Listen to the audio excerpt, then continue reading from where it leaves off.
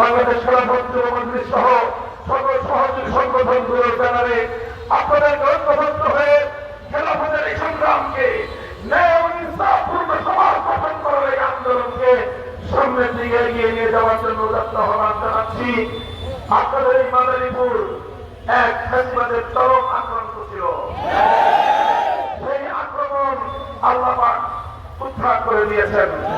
এখন সম্মিলিত উদ্যোগে এই মাদারীপুরের অগ্রযাত্রাকে অব্যাহত রাখতে হবে।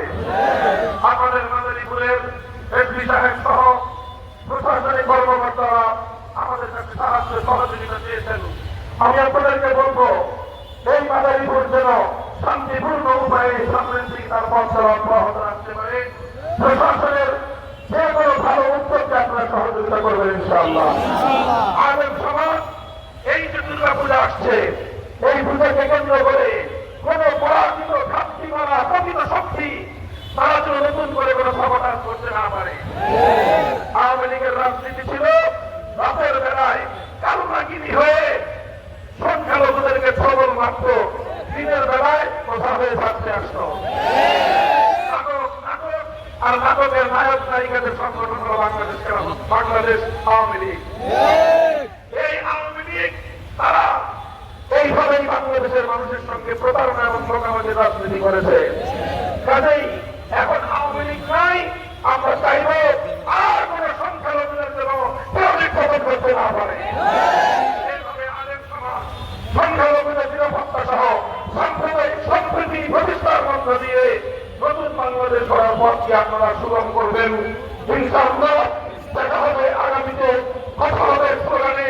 বাংলাদেশের রাজপথগুলোতে আধিপত্যবাদ বিপ্লবের প্রধান বৈশিষ্ট্য ছিল এই।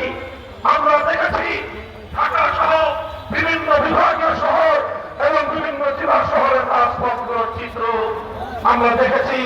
আমাদের স্কুল কলেজ ভার্সিটি মাদ্রাসার ছাত্ররা ঐক্যবদ্ধ হয়ে আন্দোলন করছে, সংগ্রাম করছে, স্লোগানে স্লোগানে আকাশ বাতাস মুখরিত করে চলছে। যখনই নামাজের সময় হয়ে গেল, সঙ্গে সঙ্গে একজন ছাত্র দাঁড়িয়ে রাজপথে আল্লাহু আকবার আল্লাহু আকবারের ধ্বনি তুলে বাংলার আকাশকে মুখরিত করে তুলেছে। আরেকজন ইমামতি করেছে।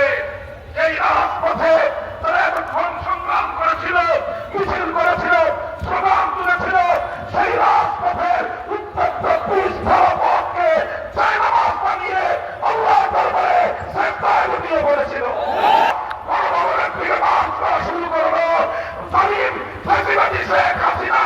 বাংলাদেশের 1 ইঞ্চি মাটি আশ্রয়ের জন্য খুঁজে পায়নি।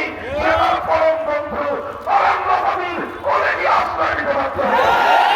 বাংলাদেশের মানুষের অধিকার নিয়ে একচুল পরিমাণ চিন্তা করেননি। এদেশের মানুষের ভোটের অধিকার কেড়ে নিয়েছেন। এদেশের বুকের উপর দিয়ে বিনামূল্যে ক্রান্তি গ্রহণ করেছেন। আমার বাংলাদেশের প্রত্যেকটি অভিন্ন নদীর মুখে বাদ তৈরি করে শূন্য মৌসুমে বাংলাদেশকে মরুভূমি আর বন্যার মৌসুমে, বর্ষার মৌসুমে পানের পানিতে বাংলাদেশকে ভাসিয়ে দিয়েছে। আর চেয়েছিলেন আপনাদের এক সেবাদাসী, আপনাদের কেনা গোলাম শেখ হাসিনার মাধ্যমে বাংলাদেশটাকে ভারতের অঙ্গরাজ্যে পরিণত করবা।